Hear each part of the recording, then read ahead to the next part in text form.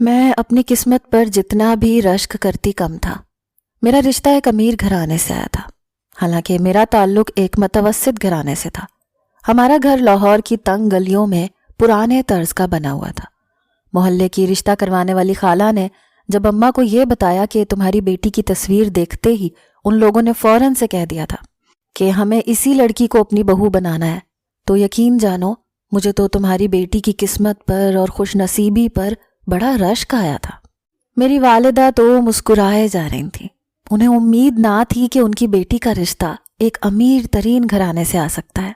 میرے لیے یہ بات کچھ حیران کن سی تھی۔ رشتے والی خالہ کہنے لگیں کہ کوہ نور کا ہیرا ہے تمہاری بیٹی، ارے اس کا حسن دیکھ کر تو لڑکے والوں کو تمہارے چھوٹے محلے اور گھر سے بھی کوئی اعتراض نہیں ہے۔ پھر کہنے لگی کل وہ تمہارے گھر آئیں گے، اور ہاں لڑکا بھی ساتھ آئے گا۔ یہ سننا تھا کہ میرا دل زوروں سے دھڑکنے لگا۔ ہمارے گھروں میں ایسا کوئی رواج نہ تھا کہ لڑکی کو دیکھنے کے لیے لڑکا خود اپنے ماں باپ کے ساتھ آ جائے۔ مجھے لگتا تھا کہ میری والدہ اس بات پر اعتراض کریں گی یا انکار کر دیں گی، لیکن میں حیران رہ گئی جب اماں نے کہا کہ ٹھیک ہے، ہمیں کوئی اعتراض نہیں۔ لیکن میں بڑی نروس تھی۔ یہ میرا پہلا آنے والا رشتہ تھا، پہلی بار مجھے کسی کے سامنے یوں بیٹھنا تھا۔ یہ ایک فطری سی بات ہے، لڑکی ایسے وقت میں بدحواسی کا شکار ہوتی ہے، لیکن جب یہ معلوم ہو کہ لڑکا خود بھی تشریف لا رہا ہے تو میرا سارا اعتماد پانی پانی ہو گیا۔ اور میں تو تھی بھی کم اعتماد والی لڑکی، ذرا سی اونچی آواز سن کر سہم جاتی تھی۔ میں بس یہی سوچ رہی تھی کہ کل ان مہمانوں کا سامنا کیسے کروں گی۔ اماں نے اگلے ہی روز دوپہر کو جا کر قریبی بازار سے مجھے ایک خوبصورت سا کڑھائی والا جوڑا لا کر دیا۔ کہنے لگی یہ گلابی رنگ کا جوڑا پہن کر آنا مہمانوں کے سامنے، یہ رنگ تم پر بہت جچتا ہے۔ پھر مجھے کہنے لگی مہمانوں کے سامنے نیک پروین بن کر آنے کی کوئی ضرورت نہیں ہے، ارے بھائی امیر قسم کے لوگ ہیں، فیشنیبل بھی ہوں گے، اسی لیے بالوں کو کھلا چھوڑ دینا، ہلکا سا میک اپ کر لینا، لپسٹک ضرور لگانا، اور وہ جو اینٹ پر تمہیں میں نے کانوں کے بندے لا کر دیے تھے نا وہ ضرور پہن لینا۔ میری ماں کا تو بس نہیں چل رہا تھا کہ کیا کچھ نہ مجھے پہنا دیتی۔ جس دن مہمانوں نے آنا تھا میرے ہاتھ پاؤں گھبراہٹ کے مارے پھولے جا رہے تھے۔ اماں نے بازار سے مہنگی والی بیکری سے سامان منگوایا تھا۔ والدہ بیوہ عورت تھی، میری 2 بہنیں اور بھی تھیں، اور ایک چھوٹا بھائی تھا جو کہ صرف 12 سال کا تھا۔ اماں نے رشتے والی سے صاف کہہ دیا تھا کہ میں جہیز میں اپنی بیٹی کو 4 جوڑوں سے زیادہ کچھ نہیں دے سکتی، بے شک لڑکا شکل و صورت کا عام ہو، بس کماتا اتنا ہو کہ میری بیٹی کو عزت کی روٹی کھلا سکے۔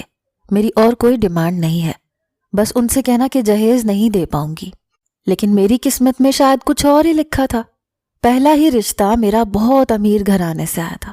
مہمانوں کے آنے سے پہلے ہر چیز ہمارے گھر میں تیار تھی، لیکن جب وہ لوگ گھر پر پہنچے تو لڑکے کا موڈ کافی خراب تھا۔ شاید ہمارا پسماندہ سا علاقہ دیکھ کر، چھوٹی چھوٹی گلیاں دیکھ کر اس کو یہ سب برا لگا تھا۔ جس عالی شان بنگلے سے وہ آیا تھا، ظاہر ہے ایسے علاقوں میں آنا کوئی آسان کام تو تھا نہیں۔ میں تو یہ حیران تھی کہ آخر انہیں اپنی کلاس میں کوئی خوبصورت لڑکی کیوں نہیں ملی۔ وہ تو جس لڑکی پر ہاتھ رکھتے وہ ان کی بہو بن جاتی، پھر میرا انتخاب کیوں کیا گیا؟ چھوٹے بھائی نے میرے کمرے میں آ کر مجھے بتایا تھا کہ لڑکے کا تو منہ بنا ہوا ہے، ایسے لگ رہا ہے زبردستی اس کو اپنے ساتھ لایا گیا۔ آپا مجھے نہیں لگ رہا تمہاری یہاں دال گلنے والی ہے۔ میں نے اسے گھور کر دیکھا۔ میں نے کہا چلو جاؤ یہاں سے، شرم نہیں آتی بہنوں سے ایسی باتیں کرتے ہوئے۔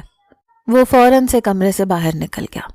کچھ دیر بعد ہی اماں گھبرائی ہوئی کمرے میں آئی، شاید سمجھ نہیں چاہ رہی تھی کہ ان امیر زادوں کے ساتھ کس طرح سے رویہ رکھے ہیں۔ مجھ سے کہنے لگی وہ لوگ زیادہ رکنے کے لیے تیار نہیں ہیں، کہتے ہیں بس لڑکی دکھا دو، اس لیے چلو آؤ۔ سارا سامان تو میں نے ان کے سامنے سجا دیا ہے، چائے بھی رکھ دی ہے، بس تم کپوں میں ڈال کر انہیں دے دینا۔ ڈرائنگ روم تک جاتے جاتے امی مجھے ہر بات کی تاکید کر چکی تھیں۔ میں جا کر سامنے صوفے پر بیٹھ گئی۔ وہ بس 3 ہی افراد تھے۔ ایک عورت تھی جو میری والدہ کی عمر کی تھی، اس نے ساڑی پہن رکھی تھی۔ ڈرائنگ روم میں حالانکہ پنکھے کے ساتھ ایئر کولر بھی چل رہا تھا، لیکن پھر بھی وہ اپنے پسینے پونچھ رہی تھی۔ اس کے ساتھ ایک نوجوان لڑکی تھی جو میری ہی عمر کی تھی، وہ بھی کمرے کا جائزہ لے رہی تھی، اور تیسرا ایک نوجوان تھا جو شکل و صورت میں بس مناسب سا تھا، رنگت بھی سانولی تھی لیکن پہنا اوڑھا برانڈ کا تھا، اپنی شرٹ کے اوپر کے بٹن کھول کر پنکھے کی ہوا لینے کی کوشش کر رہا تھا، شکل سے ہی بیزار لگ رہا تھا، لیکن مجھے دیکھ کر تینوں اپنی آنکھیں جھپکنا بھول گئے۔ ان دو خواتین کی نظروں سے تو مجھے کوئی خاص فرق نہیں پڑ رہا تھا، لیکن اس نوجوان کا ٹک ٹکی باندھے مجھے دیکھنا مجھے بلش سا کر گیا تھا۔ میری نظریں تو شرم سے جیسے زمین میں گڑ سی گئی تھیں۔ جی چاہا کہ اٹھ کر وہاں سے باہر نکل جاؤں۔ امی نے مجھ سے چائے دینے کے لیے کہا تو وہ خاتون کہنے لگی، نہیں، پہلے ہی گرمی بہت ہے، چائے نہیں پئیں گے، بس شربت ہی آپ نے بنا لیا کافی ہے۔ امی کی منگوائی گئی مہنگی بیکری اور سموسوں کو انہوں نے ہاتھ تک نہیں لگایا تھا۔ کہنے لگی، ہمیں آپ کی بیٹی بہت پسند ہے۔ یہ کہتے ہوئے وہ عورت جس نے ساڑی پہن رکھی تھی میرے پاس آ کر بیٹھ گئی، بس میرا نام ہی پوچھا تھا اور میرے بارے میں کچھ بھی جاننے کی کوشش نہیں کی تھی۔ اپنے پرس میں سے ایک انگوٹھی نکال لی اور میرے ہاتھوں پر پہنا دی۔ میں تو ہکا بکا اسے دیکھنے لگی۔ بھلا ایسے کہاں ہوتا ہے؟ پہلے تو لڑکی کو دیکھنے آتے ہیں، پھر لڑکے کو دیکھنے جایا جاتا ہے، بات طے ہوتی ہے، پھر ہی منگنی کی رسم ہوتی ہے۔ اور وہ خاتون تو ہتھیلی پر سرسوں جمائے ہوئے تھی۔ کہنے لگی، ہماری طرف سے یہ رشتہ پکا ہے، اور رشتے والی کنیز نے ہمیں بتایا تھا کہ آپ لوگوں کو بھی کوئی اعتراض نہیں۔ میری والدہ تو یوں خوش تھیں کہ جیسے سارے معاملات انہوں نے ہی طے کرنے تھے۔ اماں کہنے لگیں، جی ہمیں کوئی اعتراض نہیں۔ میں حیرت سے اپنی ماں کو دیکھ رہی تھی۔ لڑکے کے بارے میں کچھ تو پوچھ گچھ کرنی چاہیے تھی۔ وہ عورت کہنے لگی، دیکھیں، ہمیں شادی کی جلدی ہے، لیکن ہم شادی بہت دھوم دھام سے نہیں کرنا چاہتے، نہ ہی آپ لوگ ہمارے سٹینڈرڈ کو افورڈ کر سکیں گے، لہٰذا 15 دن بعد ہم بس 10 لوگ ہی آئیں گے اور نکاح پڑھوا کر لڑکی کو رخصت کروا کر لے جائیں گے۔ اور ہاں، یہ کہہ کر اس عورت نے پرس میں سے نوٹوں کی گڈی نکالی اور میری والدہ کو پکڑا دی۔ شادی میں کھانے پینے کا جو بھی آپ نے انتظام کرنا ہوگا اس کے پیسے میں آپ کو ابھی سے دے دیتی ہوں، میں نہیں چاہتی کہ ہمارے مہمانوں کا بوجھ آپ پر پڑے۔ پھر کہنے لگی کہ بہن، ہم زیادہ تر بیرون ملک میں ہی رہتے ہیں، بس لاہور میں تو سال میں 2-3 ماہ کے لیے ہی آتے ہیں، اس لیے شادی کے بعد آپ کی بیٹی بھی ہمارے ساتھ اٹلی چلی جائے گی۔ یہ سن کر تو میری ماں کی باتیں کھل گئیں۔ کچھ پل کے لیے تو مجھے بھی اپنی قسمت پر رشک آنے لگا۔ نکاح والے دن بھی میرا عروسی لباس 5 سے 10 لاکھ سے کم کا نہ تھا، جو میرے سسرال سے آیا تھا۔ جب میری رخصتی ہوئی تو محلے والے اپنی کھڑکیاں کھول کر آنکھیں پھاڑے پھاڑے مجھے دیکھ رہے تھے۔ اپنے آپ پر میں ناز نہ کرتی تو اور کیا کرتی؟ ہاں، یہ تھا کہ میرا شوہر دیکھنے میں کم شکل تھا، لیکن اس کی دولت اس کی شخصیت کو نکھارنے کے لیے کافی تھی۔ نہ مجھے اس کی سانولی رنگت سے کوئی مسئلہ تھا اور نہ ہی اس کے بھدے نین نقش سے، کیونکہ اس کے پاس بے تحاشا دولت تھی۔ گاڑی اب ایک بنگلے کے سامنے کھڑی ہوئی۔ بنگلہ دیکھ کر میری آنکھیں چندیا گئیں۔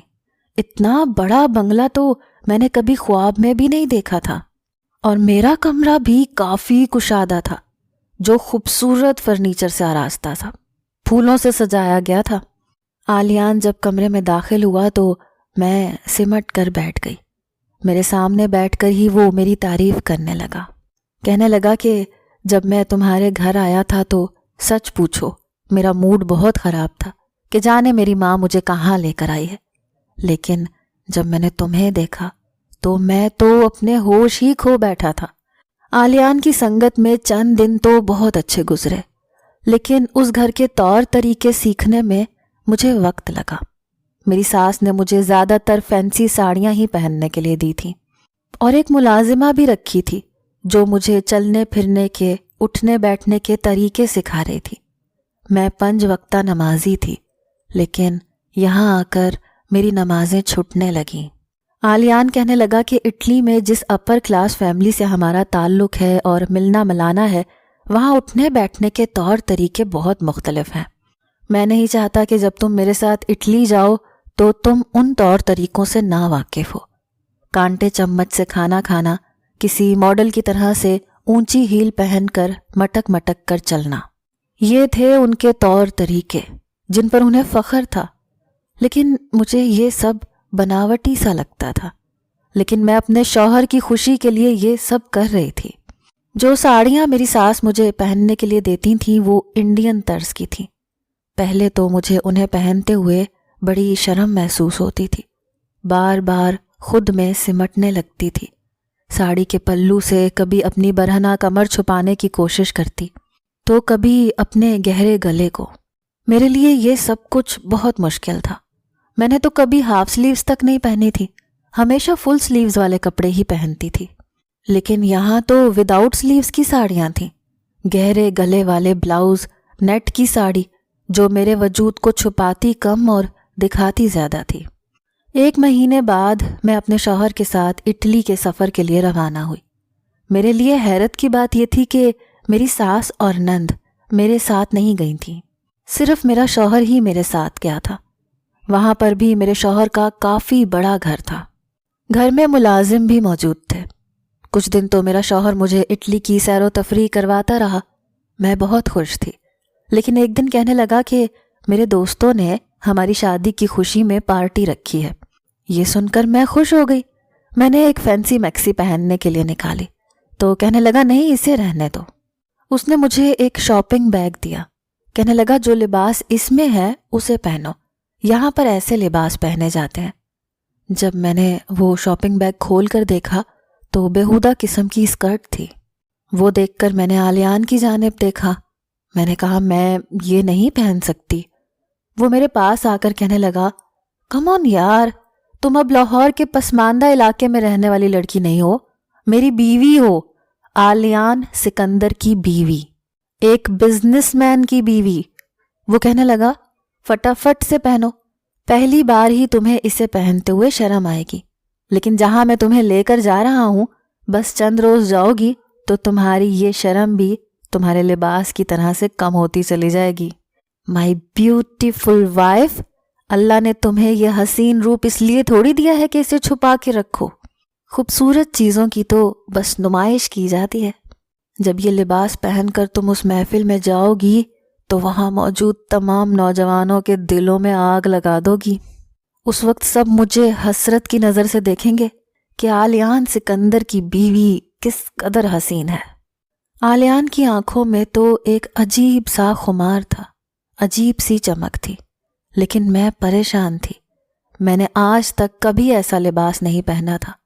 मेरी हया ही मेरा जेवर थी जिसे आलियान छीनना चाहता था। लेकिन उस वक्त मैं इस पोजीशन में भी ना थी कि आलियान से इनकार कर सकती। मैंने वो लिबास तो पहन लिया था लेकिन मैं बेहद नर्वस थी। बाकी की तैयारी मेरी आलियान ने करवाई थी। मेरे लंबे घने बालों को भी खुला छोड़ दिया था, मेकअप भी तेज करवाया था। मैं बीवी कम और मॉडल ज़्यादा लग रही थी। उस वक्त मैं एक होशरुबा हुस्न लेकर उस महफिल में पहुंची थी जहां पर मर्द और औरतें पहले से मौजूद थे। ज़्यादातर उसमें इटालियन मर्द और औरतें थीं, बहुत कम पाकिस्तानी थे।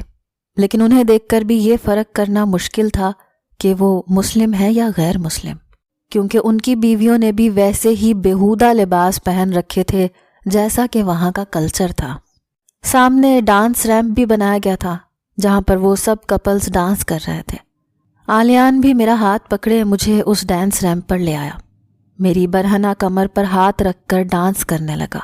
एक तूफान बदतमीज़ी थी जो वहाँ पर बरपा थी, जिसका हिस्सा आलियान मुझे भी बना चुका था।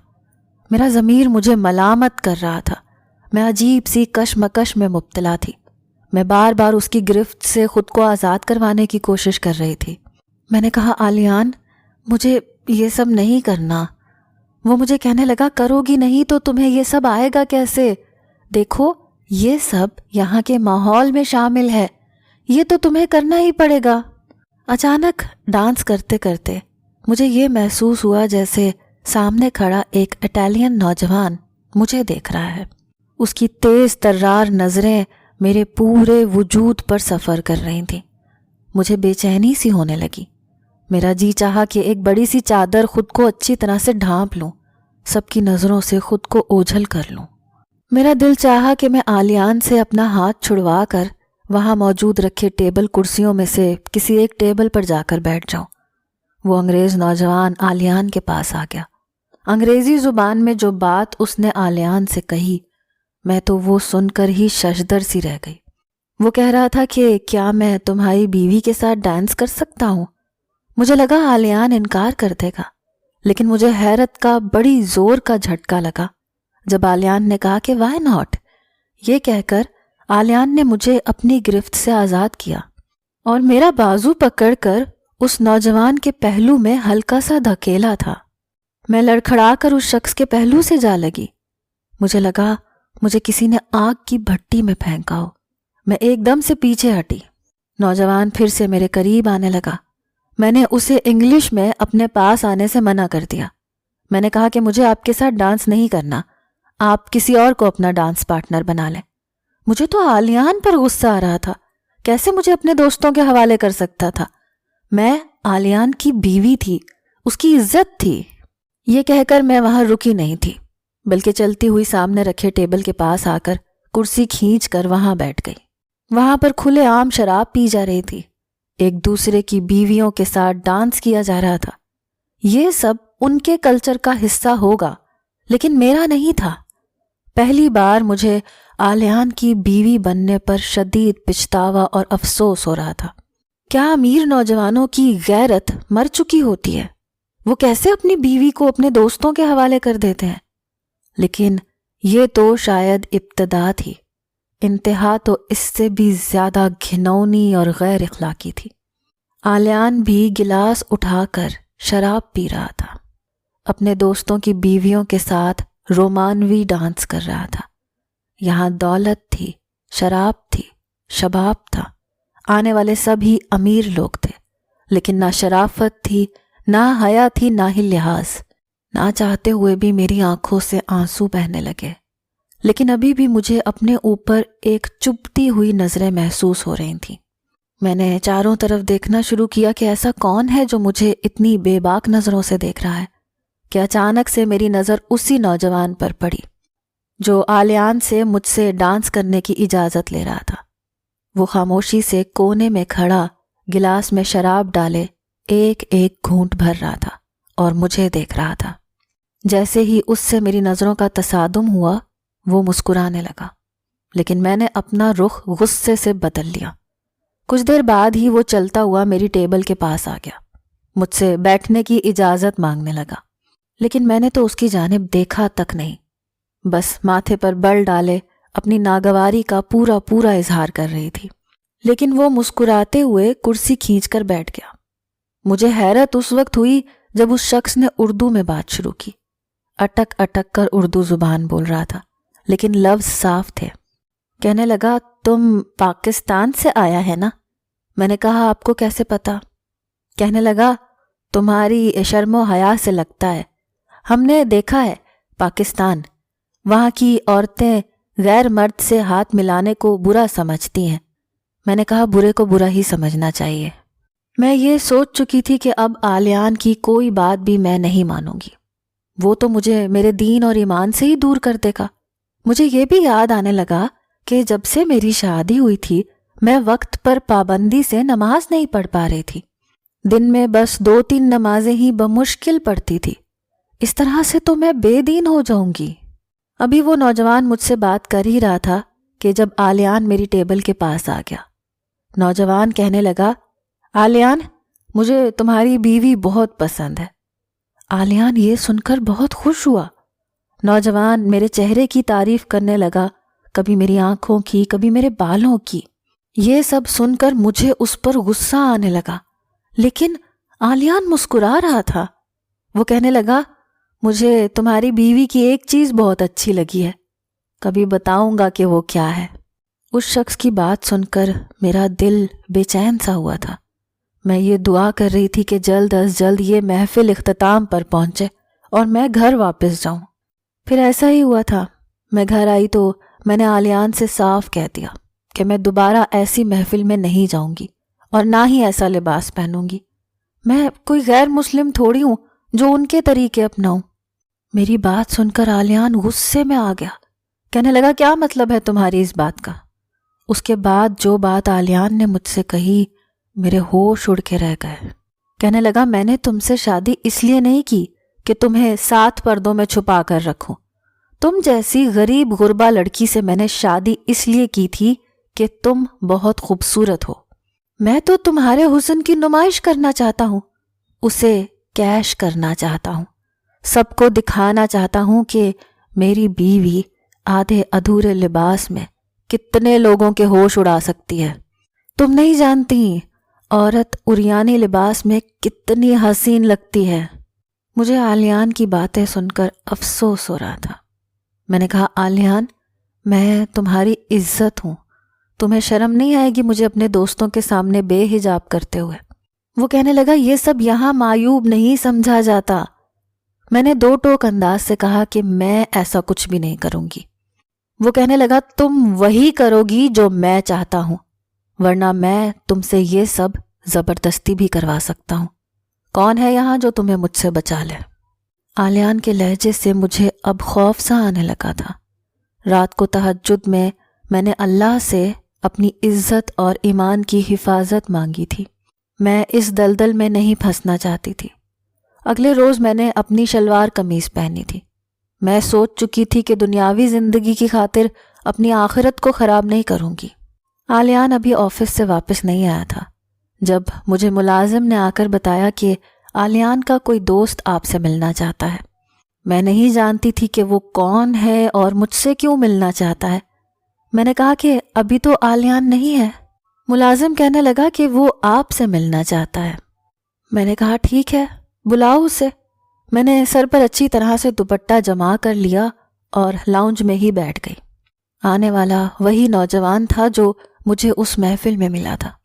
بڑی بے تکلفی سے آتے ہوئے میرے سامنے والے صوفے پر بیٹھ گیا۔ مجھے سر سے پیر تک بڑی غور سے دیکھنے لگا۔ کہنے لگا آئی لو مشرق کی عورت۔ پھر ہنسنے لگا۔ کہنے لگا مجھے سمجھ نہیں آتا کہ جب سب عورتیں ایک جیسی ہی ہوتی ہیں تو مسلمان عورتیں ہم سے کیا چھپانے کی کوشش کرتی ہیں۔ میں نے ذرا سخت لہجے سے بات کی۔ میں نے کہا یہی تو فرق ہے عام عورت اور ایک مسلمان عورت میں، کہ وہ کھلے ہوئے بوسیدہ پھل کی طرح سے نہیں ہوتی جس پر سارے جہان کی گندی مکھیاں بھن بھناتی ہوئی نظر آئے۔ ہماری مثال قیمتی خزانے کی سی ہے جسے چھپا کر رکھا جاتا ہے۔ وہ تو آلیان کو یہاں کے کلچر کو اپنانے کا شوق ہے، اس لیے میں نے اسی کے مجبور کرنے پر وہ لباس پہن لیا، ورنہ اب میرا ایسا کوئی ارادہ نہیں ہے۔ میں پچھتا رہی ہوں کہ میں نے ایسا کیوں کیا۔ خیر چھوڑیں یہ سب، یہ بتائیں کہ آپ یہاں کیوں تشریف لائے ہیں؟ وہ کہنے لگا کہ جس کمپنی میں آلیان جاب کرتا ہے میں وہاں کے باس کا بیٹا ہوں۔ پھر کہنے لگا کہ جتنی دولت میرے پاس ہے آلیان کے پاس تو اس کا 1% بھی نہیں ہے۔ میں نہیں جانتی تھی کہ وہ مجھے یہ سب کیوں بتا رہا ہے۔ میں نے کہا مجھے اس بات سے کیا مطلب کہ آپ کے پاس کتنی دولت ہے؟ اگر آپ نے کوئی کاروباری بات کرنی تھی تو آپ آلیان سے کریں، اور آلیان اس وقت گھر پر نہیں ہوتا۔ وہ مجھے حیرت سے دیکھ کر کہنے لگا تو کیا آپ نے آلیان کی دولت سے متاثر ہو کر اس سے شادی نہیں کی؟ میں نے کہا نہیں، وہ مجھے اٹلی کے بجائے پاکستان میں رکھتا تو مجھے اعتراض نہیں تھا۔ آپ بیٹھیں، وہ آنے والا ہوگا، میں آپ کے لیے چائے بنوا دیتی ہوں۔ یہ کہہ کر میں کچن میں چلی گئی۔ چائے کا انتظام کر کے جیسے ہی میں نے چائے ٹیبل پر لگائی آلیان بھی آ چکا تھا۔ اس نوجوان کو اپنے گھر میں دیکھ کر وہ حیران تھا۔ بڑے پرتپاک طریقے سے وہ ملا تھا۔ میں چائے رکھ کر وہاں سے جا چکی تھی۔ 2 گھنٹے وہ نوجوان باہر آلیان سے نہ جانے کیا کیا باتیں کرتا رہا۔ اس کے جانے کے بعد جب آلیان کمرے میں آئے تو بہت خوش تھے۔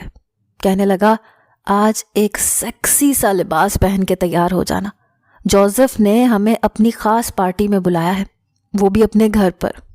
میں نے کہا نہ تو مجھے بیہودہ لباس پہننا ہے نہ ہی کسی ایسی پارٹی میں جانا ہے۔ میرا یہ کہنا تھا کہ غصے سے آلیان میرے پاس آیا، میرا بازو دبوچ کر کہنے لگا میری شرافت کا ناجائز فائدہ مت اٹھاؤ، جیسا کہہ رہا ہوں ویسا کرو۔ پہلی بار میں نے آلیان کا ایسا رویہ دیکھا تھا، لیکن میں اب بے حیائی نہیں کر سکتی تھی۔ میرے بار بار انکار کرنے پر اس نے کھینچ کر میرے منہ پر تھپڑ مارا۔ کہنے لگا، تم نے جو پہننا ہے وہ پہنو، لیکن میرے ساتھ تم آج لازمی جاؤ گی۔ میں رونے لگی، لیکن آلیان کے لاکھ کہنے پر بھی میں نے لباس ایک پاکستانی لڑکی کا ہی پہنا تھا اور اس کے ساتھ محفل میں چلی گئی۔ وہ نوجوان مجھے دیکھ کر مسکرانے لگا، کہنے لگا، مجھے مشرقی حسن بہت متاثر کرتا ہے، پاگل ہو جاتا ہوں ڈھکی چھپی عورت کو دیکھ کر۔ مجھے اس سے نفرت محسوس ہو رہی تھی، کیونکہ اسی کے کہنے پر آلیان مجھے یہاں لایا تھا۔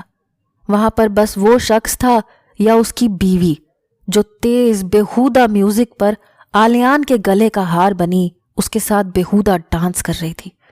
کھانے کے بعد اس نوجوان نے جو فرمائش آلیان سے میرے بارے میں کی، وہ سن کر میرے ہوش اڑ کر رہ گئے۔ وہ وائف سویپنگ کے لیے کہہ رہا تھا۔ میرا دل یوں تھا کہ دھڑکنا بھول گیا ہو۔ یہ کیسی فرمائش تھی؟ یہ تو سیدھی سیدھی زنا کاری تھی۔ آلیان نے خوشی سے اس کی بات مانی تھی، پھر مجھے اس کے حوالے کر کے اس کی بیوی کو اپنے ساتھ جانے کے لیے کہنے لگا، اور اس کی بیوی بھی بخوشی آلیان کی باہوں میں باہیں ڈالے جانے کو تیار تھی۔ میں اپنا آپ اس شخص سے چھڑوانے لگی، آلیان کو پکارنے لگی کہ مجھے یہاں چھوڑ کر مت جاؤ، مجھے یہ گناہ نہیں کرنا، لیکن وہ جا چکا تھا۔ وہ مجھ سے کہنے لگا، تم کیوں رو رہی ہو؟ یہ سب تو یہاں عام سی بات ہے، ہم سب دوست ایسا ہی کرتے ہیں، اور ہماری بیویاں بھی خوشی سے یہ سب کرنے کو تیار ہو جاتی ہیں۔ میں نے کہا، میں مسلمان ہوں، ہمارے دین اسلام میں یہ گناہ ہے۔ تو وہ نوجوان کہنے لگا، مسلم تو تمہارا شوہر بھی ہے، لیکن اس نے بخوشی ہمارے اس ماحول کو ایکسیپٹ کیا ہے، تم بھی کر لو۔ وہ مجھے اپنے پہلو سے لگائے اپنے کمرے میں لے جانے لگا، لیکن میں نے پوری قوت لگا کر اسے خود سے دور کیا۔ میں نے کہا، تم میرے لیے غیر محرم ہو، دور رہو مجھ سے۔ سامنے ایک چھوٹے سے گول میز پر شراب کی بوتلوں کے ساتھ ساتھ ایک پلیٹ میں پھل اور چھری بھی رکھی تھی۔ اپنی عزت بچانے کے لیے میرے پاس ایک ہی راستہ تھا۔ میں نے فوراً سے وہ چھری پکڑی اور اپنی نس کاٹ لی۔ میرا بہتا خون دیکھ کر وہ نوجوان حیران ہو گیا۔ وہ میرے پاس آ کر میرا ہاتھ تھامنے لگا، کہنے لگا، تم پاگل ہو کیا؟ یہ کیا کیا ہے تم نے؟ میں نے کہا، میں ذلت کی زندگی نہیں جی سکتی، اس لیے بہتر ہے کہ مر جاؤں۔ میرا خون بہے جا رہا تھا، اب مجھے چکر آنے لگے تھے۔ کچھ ہی دیر میں میں بے ہوش ہو چکی تھی، لیکن جب مجھے ہوش آئی تو اس نوجوان کے ساتھ آلیان بھی کھڑا تھا۔ مجھ سے کہنے لگا، یہ کیا حماقت ہے؟ میں نے کہا، مجھے کیوں بچایا؟ مجھے نہیں جینا ایسی زندگی کو، خدا کے لیے مجھے زہر کا انجیکشن لگا دو، مجھے مار ڈالو، میں ایسی غلاظت بھری زندگی سے مر جانا پسند کروں گی۔ میری ہذیانی کیفیت دیکھ کر آلیان کمرے سے باہر چلا گیا۔ وہ نوجوان کہنے لگا، آئی لو مسلم وومن، مجھے نہیں پتا تھا کہ عورت کا یہ روپ بھی ہوتا ہے۔ تم نے اس لیے مرنے کی کوشش کی تاکہ تمہیں کوئی غیر مرد چھو نہ سکے۔ میں نے آج تک ایسی عورت نہیں دیکھی۔ پھر کہنے لگا، آلیان جیسا مرد تمہیں ڈیزرو نہیں کرتا۔ پھر وہ کہنے لگا، آلیان تمہیں یہاں اس لیے لایا ہے کہ اپنے کانٹریکٹ سائن کروانے کے لیے تمہیں مردوں کے حوالے کرے۔ یہاں یہ سب ہوتا ہے۔ بزنس ڈیل اس وقت فائنل ہوتی ہے جب ہم دوسروں کے بستر گرم کریں۔ وہ کہنے لگا، جب میں نے تمہیں پہلی بار دیکھا تھا تم اس اسکرٹ میں بہت نروس تھیں۔ مجھے تمہارے حسن نے نہیں، تمہاری حیا نے متاثر کیا تھا۔ پھر جب میں نے تمہیں پورے لباس میں تمہارے گھر میں دیکھا تو تم مجھے اور بھی زیادہ اچھی لگی تھی۔ مجھے ایسی ہی عورتیں پسند ہیں۔ اس شخص نے مجھے آلیان سے طلاق دلوا کر واپس پاکستان بھیج دیا۔ آلیان کو طلاق دینے کی اس نے منہ مانگی رقم دی تھی۔